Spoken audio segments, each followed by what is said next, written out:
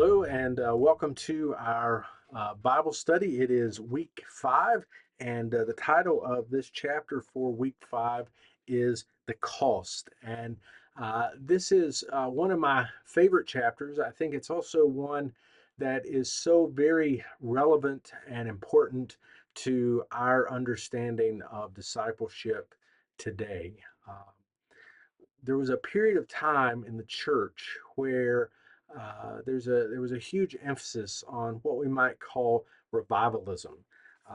We see that apparently J.C. Ryle was dealing with something not dissimilar from that in his own time, and there was an emphasis in that time on revivals and revivalistic messages and large um, gatherings where many people were persuaded to make a decision to follow after Jesus. And of course, we don't want to discount that. There are many people who have been saved like that. We see that in the book of Acts, in the earliest days of the church. There were many people who were saved during those early times when the apostles were preaching the gospel to those crowds. So that idea is not wrong, but what sometimes happens out of those type events is that people do not grow in their faith. They do not spend time being discipled. No one invests in them. And one of the issues that is pointed out in this chapter that I think is very important for us to understand is this idea of counting the cost. He gives us his kind of primer verse here, Luke 14:28. Suppose one of you wants to build a tower. Won't you first sit down and estimate the cost? Jesus gives that passage in connection with the idea of following after him, that it is of vital importance for the person who's going to follow after him to make sure that they count the cost of what it will mean to follow him. And the only way that happens is that we, as believers, help them to count that cost. And that's what can sometimes happen is that the gospel is preached in such a way as a person comes to believe that for them to follow after the Jesus who is preached, it will cost them nothing. But Jesus makes clear to his disciples that if you're going to follow after him, there will be a cost associated with that. He says this, page 116. Nothing is more common than to see people receive the word with joy. We've seen that. And then after 2 or 3 years, falling away and going back to their sins. We've seen that as well. They had not considered what it cost to be a really consistent believer and holy Christian. Now, think about that. That's profound. I think Jesus is hitting on a very similar idea when we consider the parable of the sower, that the seed is scattered, and in that scattering, there is growth that takes place, but there's some areas where that growth takes place and then dies out. Either the roots are not deep or the weeds choke it out. And Jesus does not commend those who are that type of plant where that growth takes place and it does not multiply and it does not bear fruit. Well, that comes from not counting the cost. So, how do we count the cost? What are some of the costs? Well, he lists those beginning on page 118. First, he says true Christianity will cost one his self righteousness. If we're going to truly follow after Christ, we have to set aside any idea that we can do it on our own, that we've obtained it on our own, that we've gained something on our own. The reality is, in following Christ, we are basing our life and our hope on the righteousness of Christ and not on our own righteousness. So if you're not willing to give up your self righteousness, friends, you have no hope. There is no way to follow after Jesus. There is no way to count the cost if we do not add in the destruction, the loss of our own self righteousness, which is for our good. But so many people want to hold on to it. True Christianity, he says next, will cost a man his sins. He must be willing to give up every habit and practice which is wrong in God's sight. There are some who want to follow after Jesus, and we see this very often. We hear people talk about how they have become faithful to God, and yet they still love sin. It doesn't mean that we don't sin. We still will sin and we will fall short of God's glory. But if we are in love with sin, we should be genuinely concerned because we have not counted the cost. Following after Christ will cost us our sin. And as long as we love our sin, we'll never follow him and pursue holiness in Christ. Third, he says Christianity will cost a man his love of ease. This is where it can become very difficult for us because some people have come to believe that Christianity is easy, that following after Christ will be easy and simple. But that is not true. It is not easy to follow after Jesus. We are increasingly seeing that in our own culture, and it will only get worse. As our culture continues to love sin, we need to understand that it will become more difficult, daily more difficult, for us to genuinely follow Christ. If we truly love him, we seek after what he wants for our life and his purpose and plan for our life and the pursuit of holiness that he desires for us, we will come to remember very quickly that it is difficult to follow Christ. It is not an easy road. Remember, the easy road leads to destruction. It is the difficult road. The difficult road leads to hope in Christ. And fourth, he says that true Christianity will cost a man the favor of the world. Friends, if the world loves us, we are doing something wrong. If we're getting a pat on the back from the world, we're not obeying Christ. The world hated Jesus. Jesus reminds us that the world will hate us as well.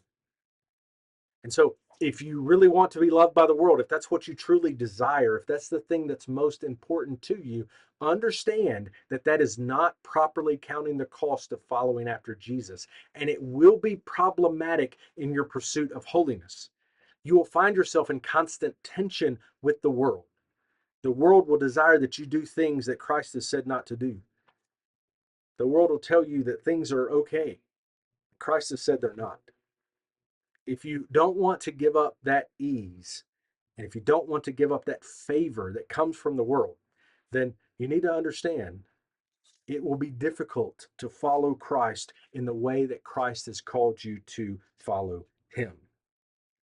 So, what things might help you to count the cost? J.C. Ryle spends a lot of this chapter talking about that.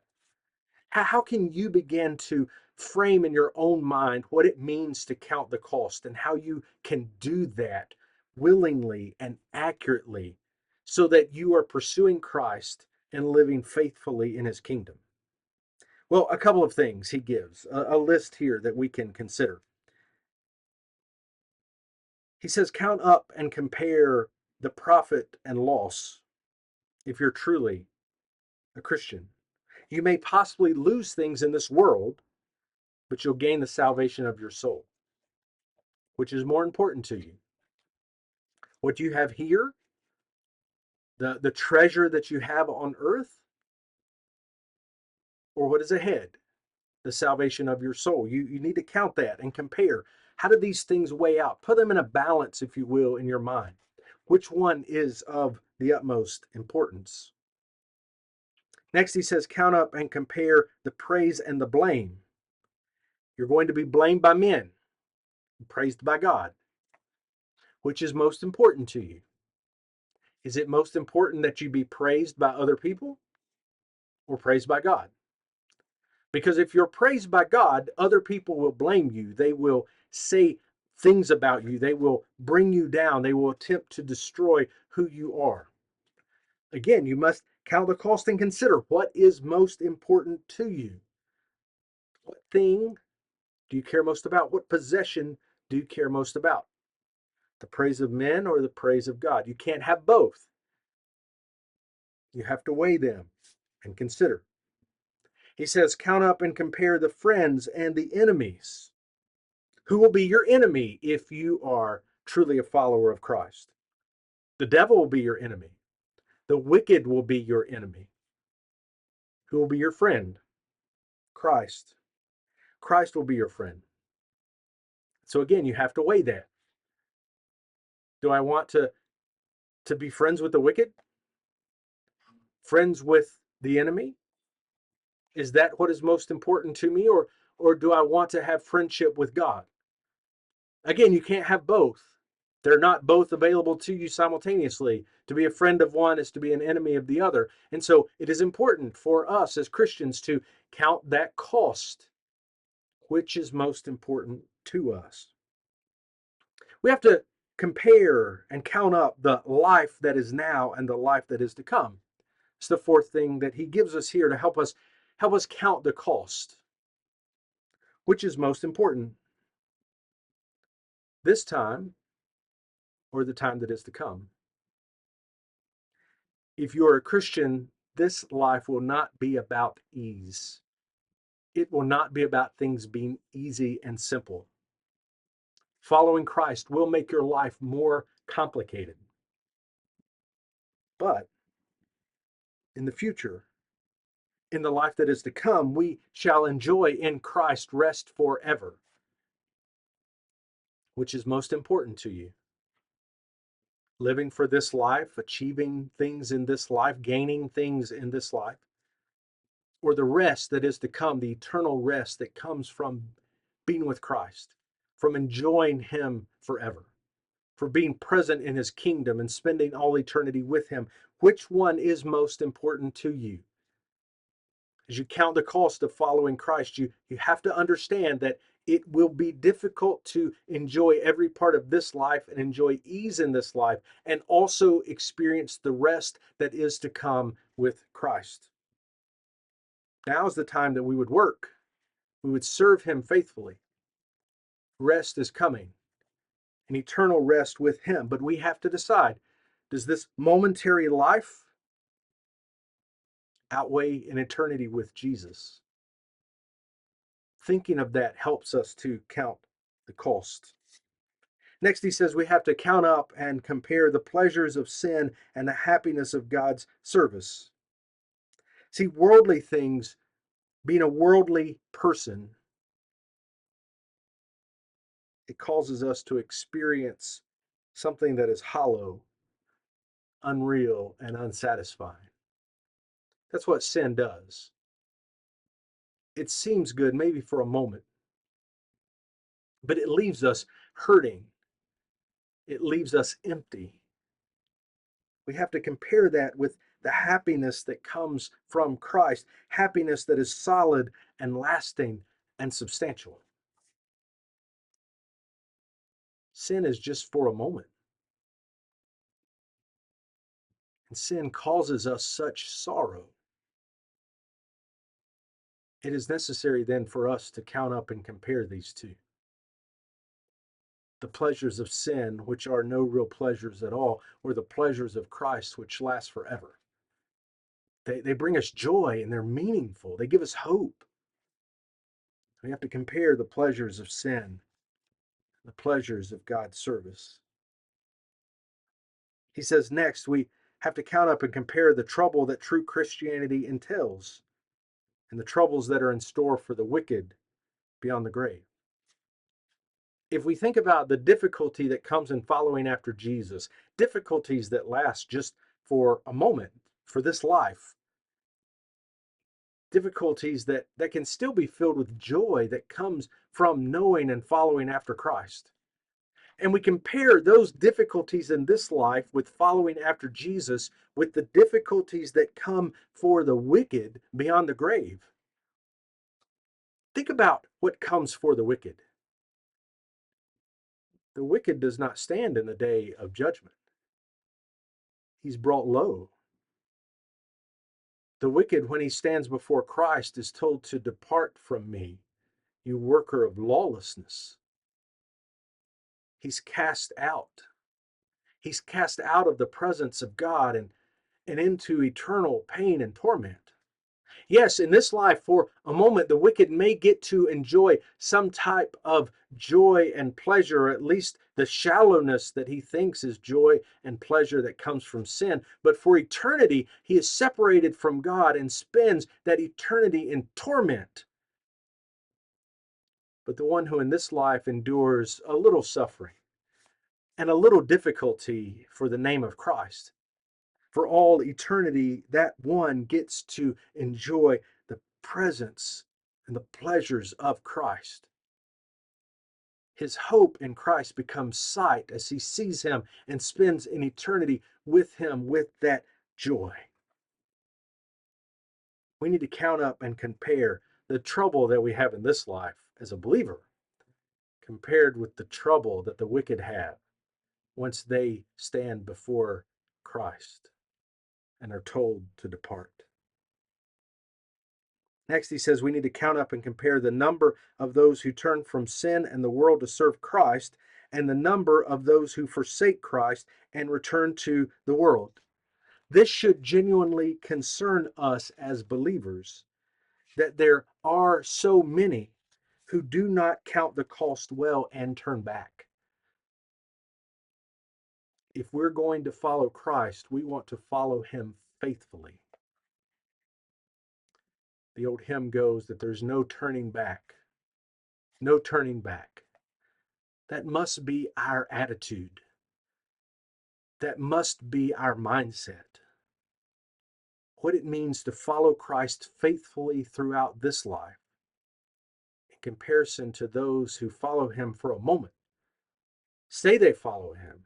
Say they have faith. Say they have been transformed and redeemed, and yet by their actions they show that it was not so. They did not actually follow after Jesus. We've got to count the cost. As you read through this chapter, as you go through your reading guide, think about your own life.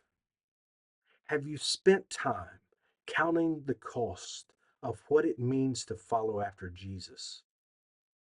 Have you spent time considering what it means for you to follow him faithfully from this moment until he calls you into eternity? We must all consider the cost.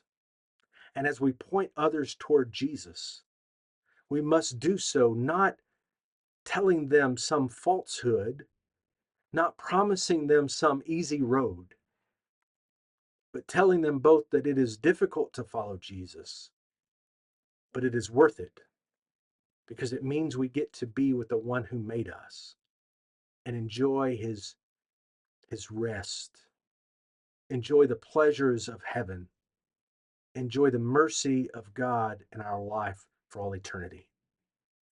I hope the Lord will bless you as you read this week, and I look forward to being with you again.